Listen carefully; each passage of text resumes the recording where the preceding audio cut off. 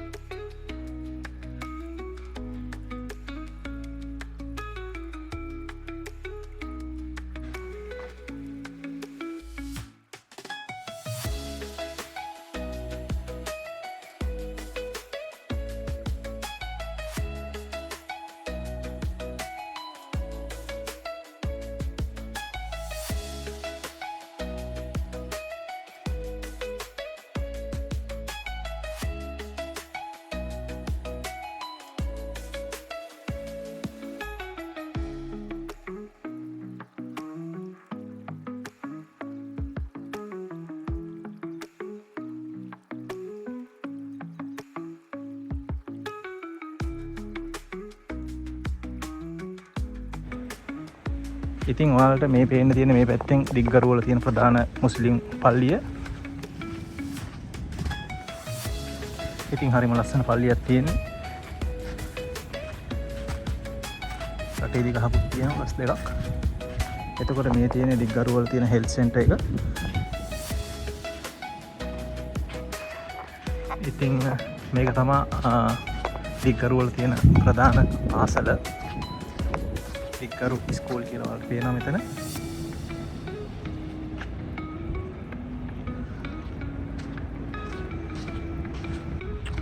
දිග්ගරු council එක. ඉතින් මේක තමයි මෙයාලගේ රීහකුරු නිෂ්පාදනය කරන ෆැක්ටරි එක. රීහකුරු සහ ඔය උම්මල කඩ නිෂ්පාදනය කරන ෆැක්ටරි. ඒත් ඉතින් මේ වෙලාවේ ඒක වහලා තියෙන්නේ මොකද මේ දවස් ටිකේ මාළු හිගයිලු. ඉතින් මාළු අඩු වුණාම එයාලා හවස් වෙනකන් විතරලු වැඩ කරන්නේ. එහෙම නැත්තම් මෙයාලා රෑ 10 12 වෙනකම්ම වැඩ කරනවා කියලා තමයි මේ එක්කෙනෙක් කිව්වේ.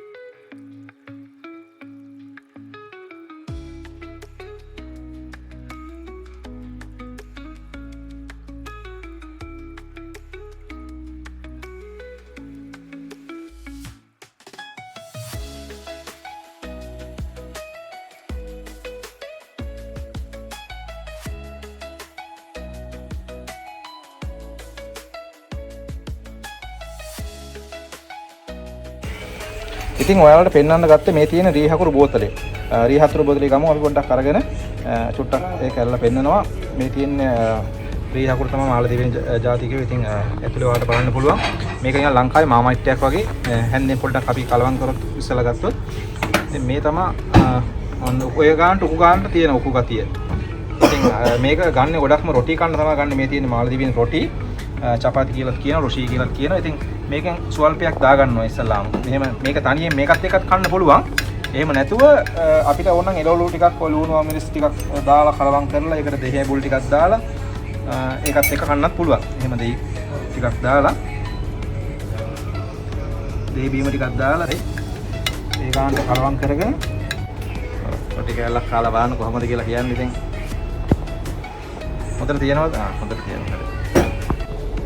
ඉතින් අද අපිත් එක්ක ඉන්නව රසික. රසික කියන්නේ ඉතින් මාළදිවයිනේ අවුරුදු 20ක් 22ක් විතර වැඩ කරපු හොඳට මේ කෑම ගැන දන්න, මේ භාෂාව ගැන දන්න එක්කෙනෙක් තමයි රසික කියන්නේ. ඉතින් අපි රසිකගෙන් අහලා බලමු මේ රීහකුරු කියන්නේ මොකද්ද? රීහකුරු හදන්නේ කොහොමද කියලා. මොකද අපේ බලන කට්ටිය දන්නේ නැහැ රීහකුරු කියන්නේ මොකක්ද කියලා. ඉතින් මාළදිවයිනේ කට්ටිය නම් දන්නවා. ඉතින් අපි දන්නේ නැති කට්ටිය දැනගන්නත් එක්ක අපි බලමු රසික මේ රීහකුරු කියන්නේ මොනවාද? කොහොමද මේක හදන්නේ? ඇත්තටම මේක ඇවිල්ලා මාළදිවයිනේ මේගොල්ලෝ අල්ලන එබලේ අල්ලන මාළු වලින් තමයි මේ හදන්නේ. මේ මාළු ලේ තියෙන්නේ. මාළු ලේ. ඔව් මේ මාළු ලේ ඒගොල්ලෝ අල්ලන ෆ්‍රෙෂ් මාළු. එදා දවසේ අල්ලන ෆ්‍රෙෂ් මාළු වලින් මාළුව මරලා ඒ ගන්න ලේ වලින් ගොඩාක් ලේ එකතු කරලා ඒගොල්ලෝ හදා ගන්න ලොකු බාල්දියක් වගේ ලොකු එකකට. ඊට පස්සේ ඒක දාන ලොකු භාජනයකට දාලා මේක පැය ගාණක් ඒගොල්ලෝ හොඳට කුක් කරනවා. කුක් කරගෙන 3-4 දිනකින්ම මේක අපේ අර දොදොල් හැඳි ගන්නවා වගේ වටේ ඉඳගෙන කූරු ගාන පැයක් විතර. කියන්නේ පැයක් විතර කූරු ගාන. එතකොට තමයි මේක මේ විදිහට මෙන්න මේ විදිහට තික් වෙලා එන්නේ. මේ දින විදිහට මොකක් මේ පදමට එන්න ඕනේ. ඒක තමයි හරිම රියාකුරු. ඇත්තටම මේක මේගොල්ලෝගේ දේශීය ආහාරයක්. මේක ගොඩක් බත් එක්ක කනවා, රොටි එක්ක කනවා. මේගොල්ලෝ අපේ වගේ අච්චාරු හදාගෙන අච්චාරු එක්ක දාගෙන කනවා. මේක අපිට ඕන නම් චීලි දාගෙන හොඳට ස්පයිසි කරගන්න පුළුවන්. මේක ඇත්තටම හොඳ ගුණයක් තියෙන හොඳ ගුණයක් තියෙන දෙයක්. නමුත් අපේ ශ්‍රී ලාංකිකයන් නම් මේක එච්චර ප්‍රිය නෑ මේකට. ඒකට කැමති කට්ටියක් ඉන්න ගොඩක් කැමති කට්ටිය. මම නම් ගොඩක් කැමතියි මේක ගන්න. මොකද ගුණයි. ඇත්තටම ගුණ කෑමක් මේක රහත් එක්ක.